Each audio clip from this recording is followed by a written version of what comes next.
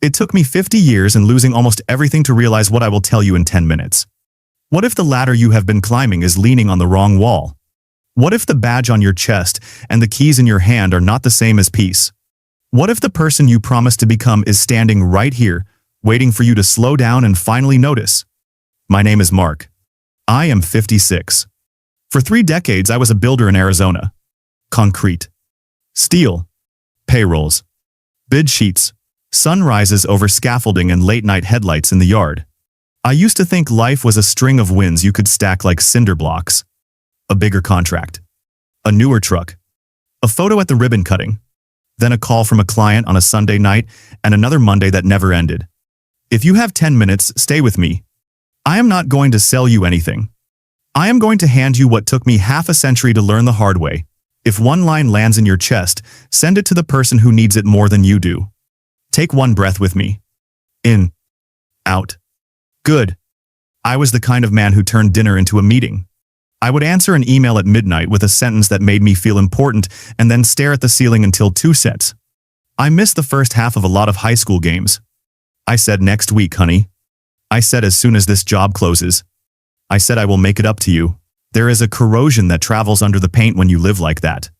You do not see it until a handrail comes loose.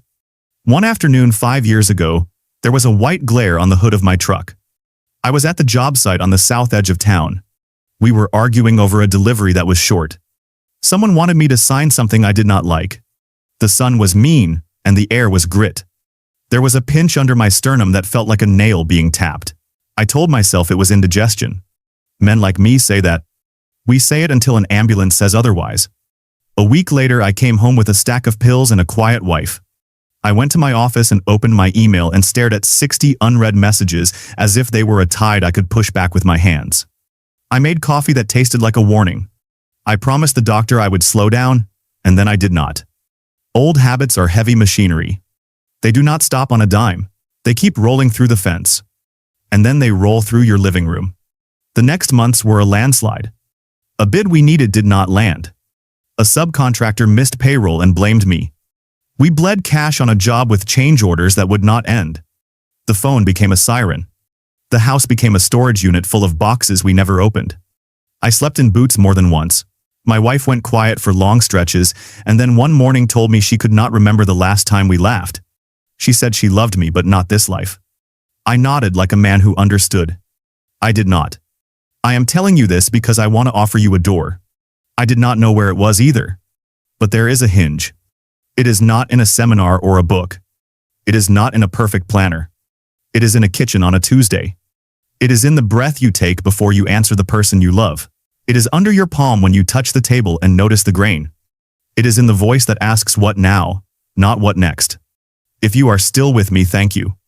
I will give you the story the way it happened, not the way a brochure would print it. There will be a hospital corridor. There will be a diner with a flickering sign. There will be my father's hand, a fork, and a plate of eggs. There will be the smallest choice I ever made, and it will change everything. I want you to picture the desert on a winter morning. Low sun. A pale blue that makes you squint. The air is crisp, and you can smell dust and coffee. I drove to my father's apartment with a sack of groceries. He had moved back near me after his diagnosis. He was 82 and proud. He told jokes the way a man saves face. The tremor began as a suggestion, and then became a signature his body kept signing without his consent. I opened the fridge and lined up the milk and the eggs in the plastic container of strawberries he liked because they were red as a flag. He watched me from the table. He said I fussed too much. He said the same thing to my mother 30 years ago when she told him to wear a coat. There are sentences that live longer than we do. Back then, I still thought my job was to fix everything. My chest was a toolbox. Every problem a bolt. Tighten it and move on. Slow down. That was a bumper sticker I did not understand. Be present.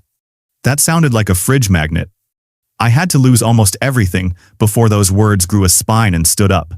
If I could put my hand on your shoulder right now, I would tell you the shortest prayer I know. May you not have to learn the way I did. May you pause because you choose to, not because life removes your choices. Stay with me for a few more minutes. Let me show you the door. It is not far. The second trip to the hospital happened on a Thursday. I remember the sound of rubber soles on the floor and the way the fluorescent lights made everyone look washed out. A nurse with a calm voice told me to unclench my jaw. I did not know I was clenching it. I stared at a poster about heart health and tried to bargain with a ceiling tile. I told myself I would change. I meant it the way a man means it when he is scared. Fear is a powerful engine. It is also a short one. When I got home, my inbox was a forest fire. A client threatened to sue over a delay we could not control. Insurance paperwork ate an entire afternoon. I told my foreman to hold the line. He said the line was already gone. At night, the house felt like an airport at 2 a.m. Bright and empty. My wife slept on the edge of the bed. You can hear a marriage breathing when it is tired. It is a sound like a door not quite shut. The day the papers were signed, we sat in 2 chairs that wobbled on a carpet that had been cleaned too many times. We were polite to each other. We had been polite for a long time. Politeness is how some people drown. I drove back to a smaller place with boxes labeled kitchen and photos. I stacked them against the wall and did not open any. I ate standing up. I told myself I preferred it that way. I did not. My father moved to a complex with a view of the mountains. From his window, you could see the sky turn from gold to a kind of bruised purple. He called me his chauffeur. I took him to appointments where doctors spoke a language we both pretended to understand. I learned the price of pills and the way Medicare covers some of this and not that. I called a number for assistance and sat on hold until a song looped back to the beginning and then to the beginning again. There is a helplessness in being your parent's student and their teacher at the same time. We found a diner near his apartment with a waitress who called everyone sweetheart in the same voice. In the corner, a television argued about the weather. My father ordered eggs and toast. He told me stories I already knew, but I let him tell them because sometimes the telling is the point. He told me about the summer he built our first deck and how he measured everything twice because he could not afford to be wrong. He told me I had his hands. I looked at mine and wondered when they had become so tired. The bills stacked up in a drawer I named Later. Later became a small country I visited daily. I learned how to breathe shallow and call it okay. I answered my phone on the first ring, even when it was a number I did not recognize. I drank coffee without tasting it. I drove to the job site and stood too long in the wind and told myself I was thinking. I was rehearsing an old play that no longer sold tickets. There was a Friday when the bank called and used a phrase, "I will not repeat here." By sunset, I knew that the company I had built could not stand as it was. I sat in the cab of my truck and watched teenagers in the next lot practice for a game under bright lights. Their coach blew a whistle, and they ran and laughed and pretended not to be happy. I thought about my son at that age, and the way his hair would stick up after practice. I had missed a lot of first halves. The second half was starting without me. The lowest night came quietly. No storm. No grand catastrophe. I was in my father's kitchen. I had made eggs. He lifted his fork and his hand shook. The eggs slid back to the plate. He tried again. The fork scraped porcelain. He made a small noise that people make when they do not want to be heard. I reached across and steadied his wrist. Our eyes met. It was not pity. It was recognition. We were both tired of pretending. That was the first time I understood the word now as a place and not a concept. Not a slogan. Not a calendar. A room with walls. A table with a scratch near the edge. A father and a son. A fork. A choice. I put my phone face down and slid it out of reach. I told him we had time. We did not need to hurry. He smiled like I had given him back a minute someone had stolen. He took a breath. He tried again. The fork reached his mouth. He chewed slowly. He closed his eyes as if tasting something he had not tasted in years. It was eggs, and it was also everything else. On the drive home, the sky was clear, and the radio was low. I did not think about outcomes or strategies or the next quarter. I thought about the way the fork felt in my hand when I steadied it. I thought about all the times I had not steadied anything because I was already in a future that never arrived. There is a grief for the life you did not live. If you are not careful, it will swallow the one you still can. I parked and sat in the dark cab and let the engine tick as it cooled. Then I did something small. I walked inside and opened the box labeled photos. I put 3 frames on the dresser. A beach day when the kids were little. A Christmas with too many matching sweaters. My wedding day where we looked like we believed in everything. I did not cry. I did not make a plan. I went to the sink, washed a single plate, and let the hot water run over my hands until the air fogged the mirror above the stove. It was the first quiet I had allowed in a long time. The next morning I woke up before the alarm. For once I did not reach for the phone. I lay there and listened to the old heater click on. A truck passed outside and the window rattled in its frame. I counted 6 breaths. Not because a book told me to. Because I wanted to know what breathing felt like when it was not an emergency. In the kitchen, I made coffee and actually tasted it. It was bitter and warm and it said good morning in a language I had forgotten. I stepped outside in a sweatshirt, and the desert air put a hand on my face. The sun was just over the rooftops. A woman walked a dog that looked like a question mark. I nodded. She nodded back. It felt like belonging. I drove to my father's place with a bag of groceries and a loaf of bread he liked. We sat at the table and I asked about his night. He said the tremor was worse at dawn and then calmed down. He asked about work, and I said I am figuring it out. He said, me too. We laughed. It was the first time the room felt light in months. On Sunday, I went to the high school field. The bleachers were cold. I found my daughter with a blanket around her legs and a cup of cocoa. She looked older and softer in the way people do when they have walked through a fire and kept going.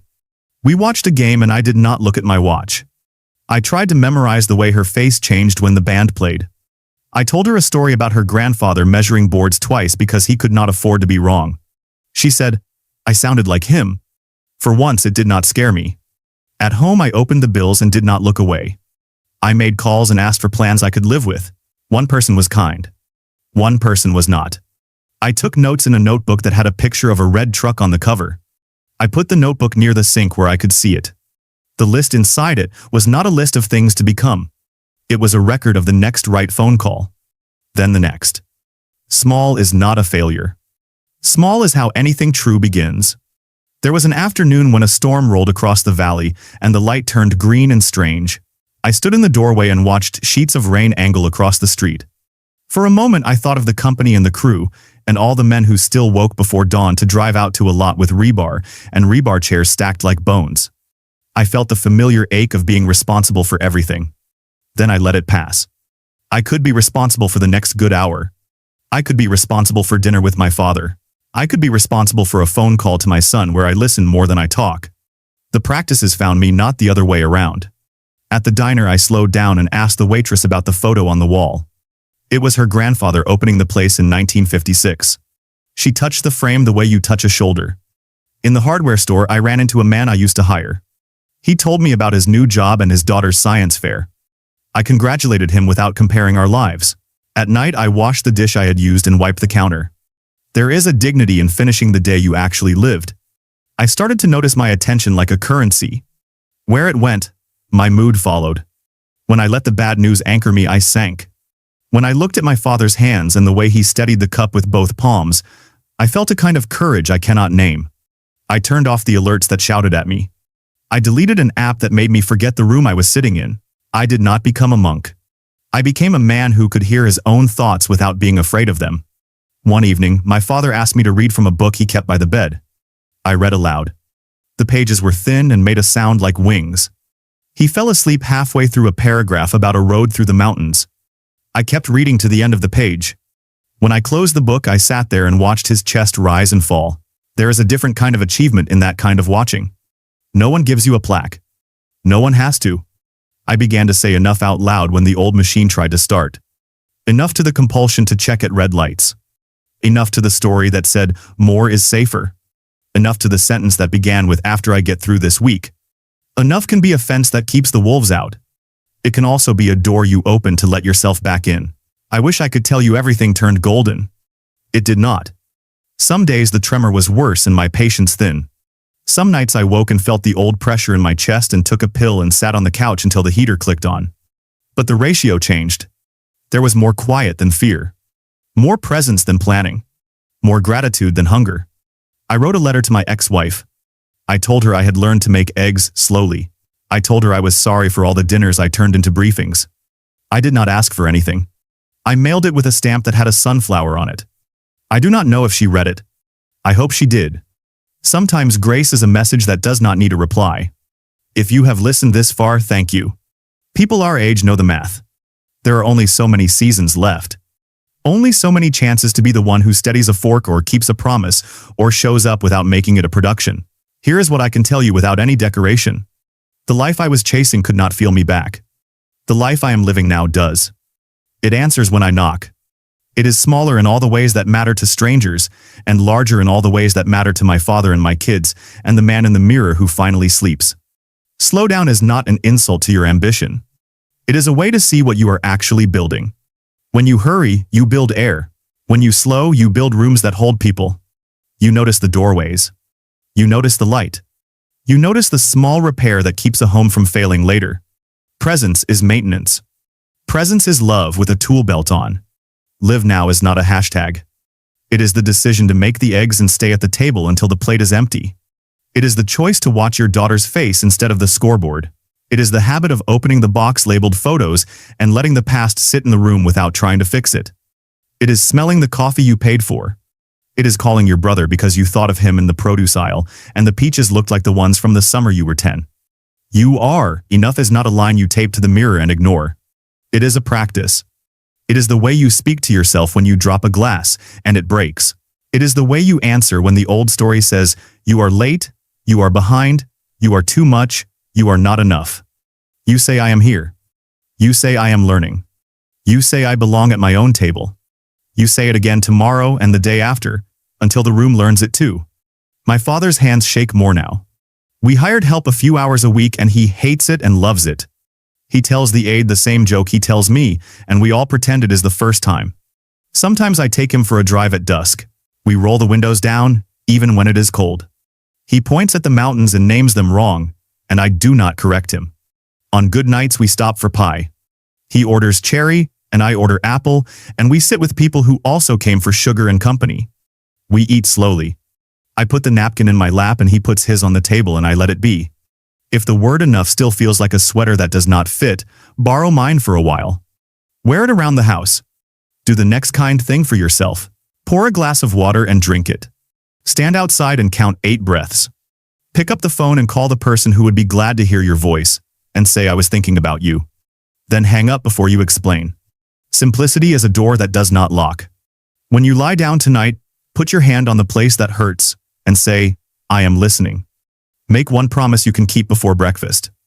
I will eat at the table. I will take a walk to the corner. I will open one envelope. Keep it, then forgive yourself for all the mornings you did not. Grace is maintenance too. If this story found you in a parking lot or a waiting room, I know how that feels. You can start here. You do not owe anyone a performance. You owe this hour your attention. That is enough. That is more than enough. If a sentence in this struck something tender, send it to the person who is carrying too much today. The man with the aging mother. The woman with a file of unpaid invoices.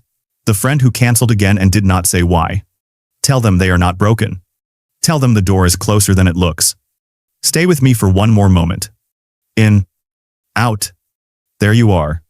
The ladder can lean on a different wall. The house you build from here will have room for you in it. That is the realization it took me 50 years to reach.